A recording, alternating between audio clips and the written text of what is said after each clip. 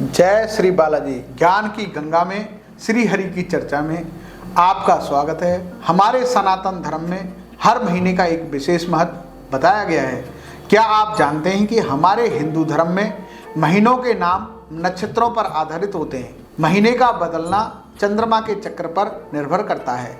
चंद्रमा जिस नक्षत्र पर होता है उस महीने का नाम उसी नक्षत्र के आधार पर रखा गया है। आप माघ मास की पूर्णिमा को चंद्रमा माघ अश्लेषा माघ व अश्लेषा नक्षत्र में रहता है, इसलिए इस मास को माघ मास का मास कहा जाता है। हिंदी कैलेंडर के अनुसार पूस के महीने के बाद साल का 11वां महीना माघ मास का होता है। पद्म पुराण के उत्तरखंड में माघ मास के महत्व का वर्णन आता है, जिसमें बताया गया है कि जगत के पालनकर्ता श्री हरि भगवान विष्णु दान और तपस्या से भी ज़्यादा माघ मास के नियम पूर्वक प्रातकालीन किए गए स्नान से प्रसन्न होते हैं। साथ ही ये महीना भगवान श्री कृष्ण को समर्पित होता है। माघ मास की पूर्णिमा माघ नाम के तारों के समूह के आसपास होती है, इसलिए माघ मास में सूर्य पृथ्वी का चक्र पूरा करके मकर राशि में प्रवेश करते हैं और मकर संक्रांति का पर्व मनाया जाता है। ये दिन विशेषकर दान और किसी भी पवित्र नदी में स्नान के लिए विशेष पुण्यदायी बताया गया है। इस दिन नदियों में सर्वश्रेष्ठ गंगा नदी के दर्शन सागर से मिलते हुए होते हैं और भक्त गंगा में डुबकी लगाकर गंगा सागर का शाही स्नान करते हैं। हमारे शास्त्रों में माघ के महीने में गंगा सागर का बहुत महत्व बताया गया है, इसलिए कहा जाता है सारे तीर्थ बार बार गंगा सागर एक बार। अब बात करते हैं इस महीने में क्या दान करना चाहिए, क्योंकि यह महीना नारायण को समर्पित है और श्री नारायण को सबसे प्रिय तिल होते हैं।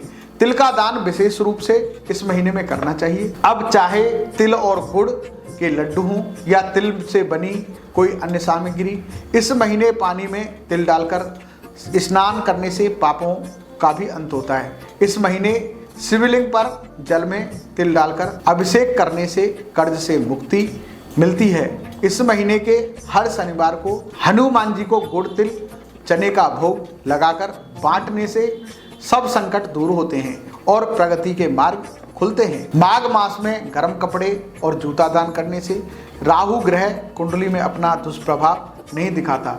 अब बात करते हैं इस महीने के प्रातः स्नान के बारे में। तो पौराणिक ग्रंथों और मान्यता के अनुसार माघ मास में गौतम ऋषि ने इंद्रदेव को श्राप दिया था। तब देवराज इंद्र ने माघ मास में त्रिवेणी संगम स्नान किया। इससे फलस्वरूप इंद्रदेव को श्राप से मुक्ति मिली।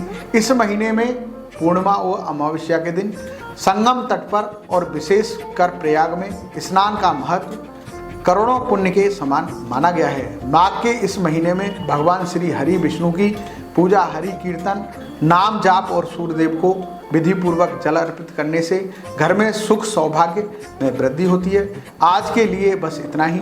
हरि नाम लेते रहिए। बालाजी के चरणों में अपनी प्रीति लगाए रखें। जय श्री बालाजी, जय श्री हरि, जय श्री हरि, जय श्री हरि।